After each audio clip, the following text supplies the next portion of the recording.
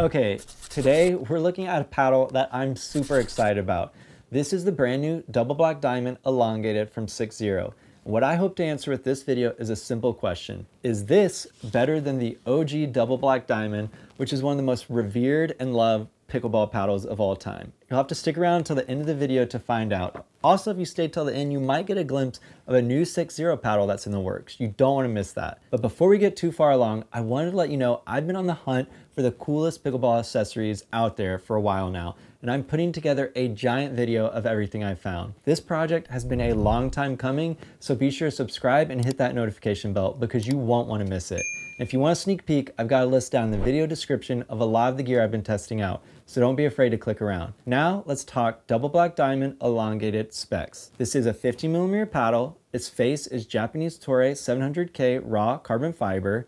It's elongated with an arrow curve. It's thermoformed unibody with perimeter edge foam, so it's a Gen 2 paddle and it has a traditional polypropylene core. It's 16.6 inches long with a 7.2 to 7.4 inch wide taper. The grip is 6 inches, the grip circumference is 4.25 inches, the average weight is 8.1 ounces, the advertised swing weight is 118, the advertised twist weight is 5.85. It does include a really nice neoprene paddle cover, and there is a 12-month manufacturing defects warranty and a 30-day return window. And now that warranty covers core issues as well, which I believe was only 6 months when I did my original Double Black Diamond review. As for price, it's $162 after you use promo code MatthewK to knock off 10%. And this is USAP approved.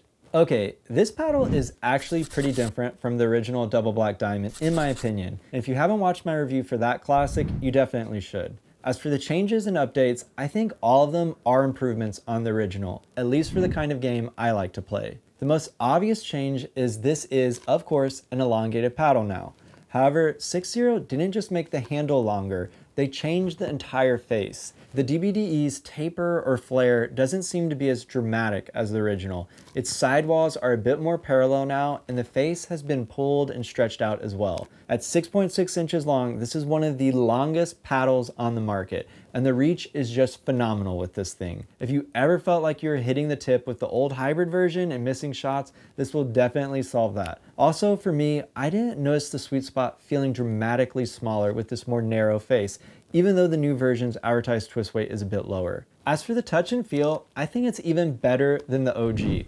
And that sort of surprised me, especially since this new version uses a 15mm core. I've yet to really love any 15mm I've tried. I think 6-0 did a great job with their Quartz series earlier this year, which did use a 15mm build, but for me personally, I just still love the feel of 60mm paddles. And if I go thin, I found 13mm is what I like. However, this paddle has changed my mind about 15mm. I really love how the ball sinks into this paddle's face and core, and I really like the touch and feel. I'm sure 6-0's top-notch surface treatment with that Japanese Toray 700K raw carbon fiber has something to do with it, but I was just really impressed. I found the feedback to be really nice. And I did play with the DBDE stock quite a bit, and I really enjoyed it.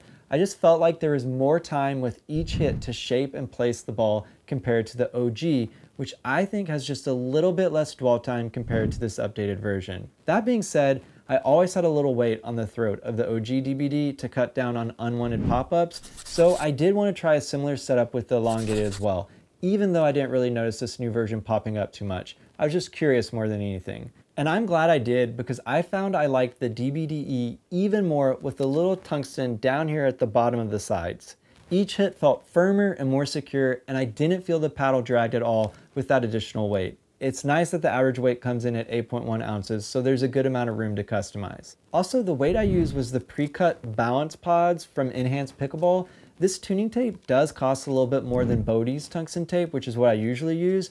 Bodie's comes in both 0.5 gram per inch and 1 gram per inch rolls, but Enhance's pods are pre-cut and have the exact same footprint as the old school pre-cut lead tape we all used to use. It makes fine-tuning and adjusting super easy, and I've just really been liking them. I have links for both kinds of weight down in the description, and promo code MatthewK will save you some money with both companies. Anyway, I really enjoyed the DBDE even more once I customized it. Ultimately, this paddle is all court just like the OG, however, that elongated shape really lets you drive and use your mechanics to get some serious power behind your hits. This new version of the Double Black Diamond does have the highest swing weight of the whole Diamond series, outside of the seemingly discontinued triple black diamond Willinator paddle, so that extra boost makes total sense. As for pop, this is what surprised me the most with the DBD. I would argue that this new version feels like it holds onto the ball a little longer than the original, which is super surprising to me since it's got that thinner core. I actually have a theory that 6.0's cores are a bit more plush than they used to be.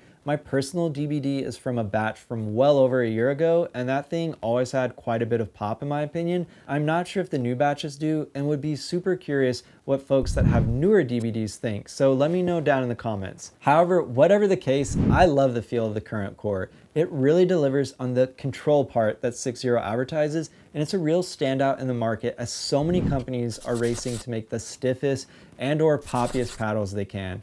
Extra dwell time and muted pop off the face are things I really appreciate with a paddle for my specific playstyle, and the 6.0 DBD fits the bill, even more so with that added weight. Finally, the coolest part of this paddle, in my opinion, is that 6-inch handle. This thing is long, and I'm sure lots of folks will appreciate all that extra real estate for their two-handers. However, I actually don't do two-handed shots. But what I loved about this handle was the extra whip it lets you get. It's just really fun, and you can get some super sneaky shots in and have a whole arsenal of wristy movements that aren't quite as easy with the OG DBD's shorter handle and stockier shape. The DBD really does feel like an extension of your arm, and while I think 6.0's always said that about the OG DBD, I think the updated version delivers on that promise even more. So who's this for? Well, anyone that liked the DBD but wants a little more control up at the kitchen with a plusher feel while having access to even more power at the baseline with the new elongated design. It's also a great choice for former tennis players used to long handles,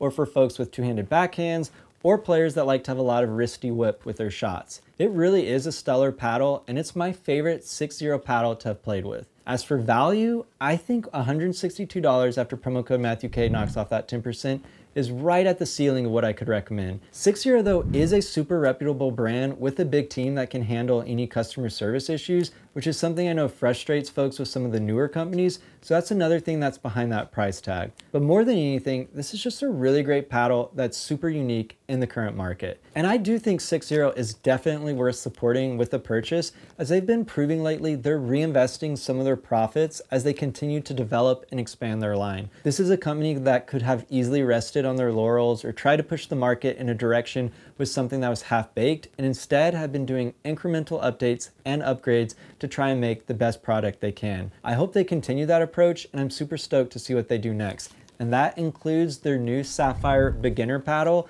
which has gone through a monster update. Be sure to subscribe and hit that notification bell so you don't miss this paddle's review. This thing is freaking cool.